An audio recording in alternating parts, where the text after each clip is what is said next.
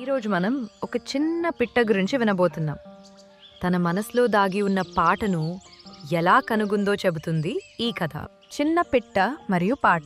మనం నెమ్మదిగా ఒక అందమైన పచ్చని అడవిలోకి ప్రవేశిద్దాం. ఆ అడవిలో ఒక చిన్న పిట్ట ఉండేది. కానీ ఆమెకు ఒక చిన్న బాధ ఉంది. ఇతర పక్షులు ఉదయాన్నే మధురంగా పాటలు పాడతాయి,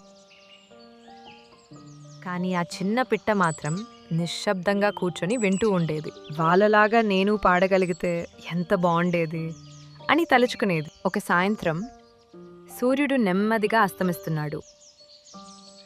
గాలి మెల్లగా వీచింది.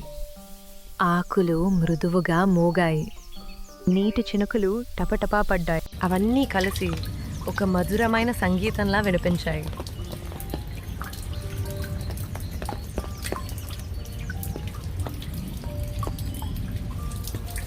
ఆ చిన్న పిట్ట ఆశ్చర్యంగా విన్నది.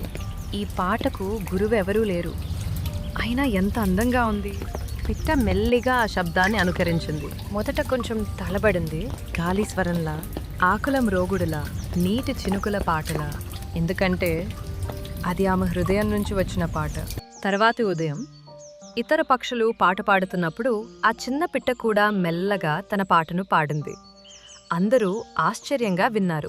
ఎవరూ ఆమెను పోల్చలేదు, ఎవరూ ఆమెను తక్కువగా చూడలేదు.